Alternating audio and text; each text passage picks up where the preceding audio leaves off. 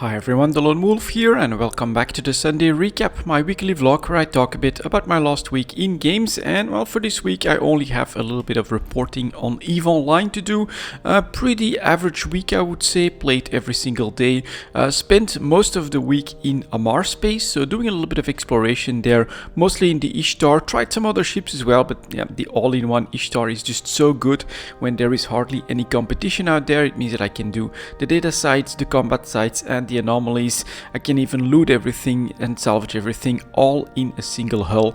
It is just so good to have that versatile option. You know, small targets, no problem, drop 5 small drones for the small anomalies and things like that. Bigger targets, 5 ogres, blast through them as well.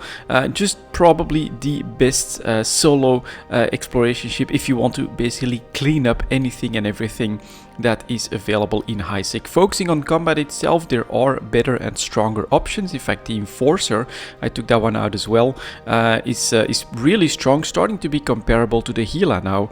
I would say strong shields, missiles, and then the drone backup as well. Overall, very, very strong combat one, but yeah, you don't want to lose shield tank for, let's say, a data analyzer or anything like that. So I mostly spent my time flying around in the Ishtar looking for some stuff to do. BPCs, well, it's been another slow week, I would say. We definitely still have not recovered from that point of view. It's still not very economical to make carriers, to make dreadnoughts, and even the freighters, they're now so expensive. I think that the market has shrunk quite considerably, so not a lot of movement on the blueprint copies. And then very bad news for the PI, I would say, although in Amar it's been really bad already. Prices have dropped off for the fuel related PI materials by like 20-25%, something like that. A really pretty big crash over the course of the last week or so, and so I'm starting to consider whether or not I should move my PI activities from Amar space to Galantis space, giving me more options for places to sell close by. So if I do it in Yona, it's like I think 8 jumps from the Dixie and maybe 10 or 12 jumps from Jita, giving me more options for potentially better prices. But it's not only in Amar where the prices have crashed. In Jita, same story. Demand has just completely evaporated and those prices are all pretty much down the drain.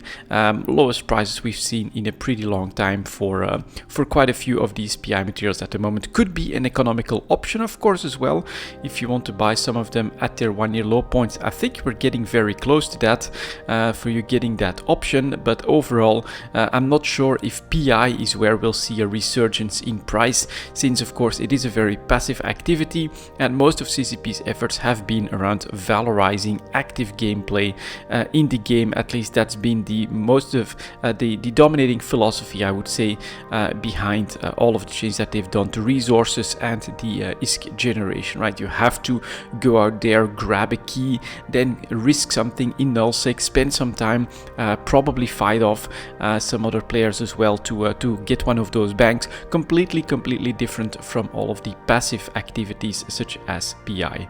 So I don't think that I want to take too much of a gamble on that myself.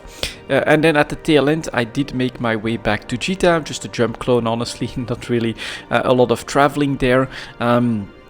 And I'm looking into the trading again, although same story, honestly. It's very difficult to know exactly where we're going. I'm seeing a lot of hesitation all of a sudden in the Plex market, whether or not we're gonna see inflation. I thought it would be like a sure bet and would continue to slowly go up, but no, there's actually some real hesitation there. We're now hovering at a price band between 2.6 and 2.7 million, and it really does feel like the market is not sure where to go. Now, most of my trading is done in Tech 2 ships as well, and we see in the advanced moon materials, the base materials for a lot of Tech 2 production, that those prices are also normalizing and coming back down pretty much to the average prices that we had about a year ago. So I'm not sure if high prices for Tech 2 ships are in the foreseeable future. Combine that with low activity at the moment, with the war changing pace, all of that will require a little bit of preparation, I think, on all sides, and I don't see too big purchases happening in Take-Two ships all of a sudden, although at the very best prices.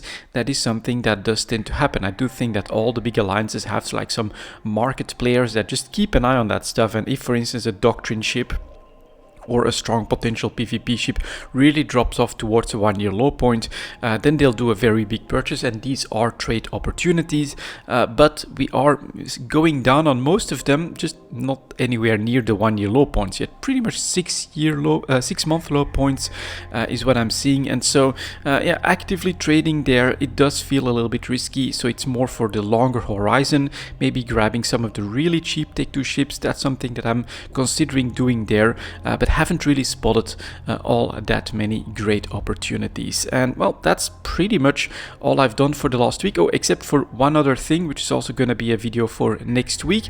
A surprise mass test from CCP on Thursday. We got like less than an hour warning before we got the mail on TQ that they were having this mass test. It was mostly centered around stressing out the Mac clients. Now I'm still on Windows, and so I couldn't exactly report on that perspective, because there was apparently a bug, a crash that happened for the Mac clients when they were in like heavy tie-dye and some pretty busy scenes. So it was around 150 accounts there, and I think there were like 45 CCP extra accounts put in there just to stress the server a little bit extra. So overall I'd say still over 100 people for something that was very low, very tight in warning, like less than an hour. And overall for me, for the Windows experience, it was very smooth. Even during the fight I still managed to get like 50 FPS, and the tie-dye actually looked really good when it's induced by CCP itself, so that the client can easily follow, and then you got those nice missile streaks passing by slowly. It was actually pretty amazing just to have that time to enjoy how beautiful the game is as well. Steps were pretty simple. Go to first undock, mass undock, then a mass jump. There we did lose a couple of players, and I think we saw in the comments that it was mostly Mac clients that actually lost connection or crashed on a gate transfer. Then we went to a structure, shot at that for a little bit, blew it up.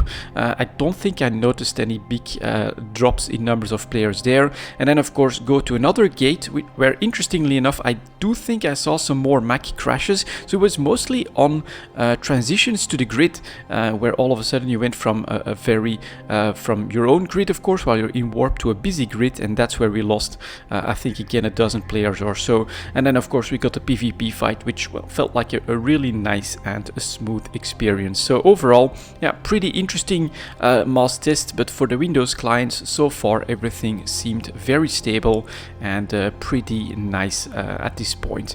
And yeah, that was my last week in games. Played a little bit of Path of Exile, but really still just in white maps. Hardly made any progress there, so nothing to report. And as always, I'll see you guys next time.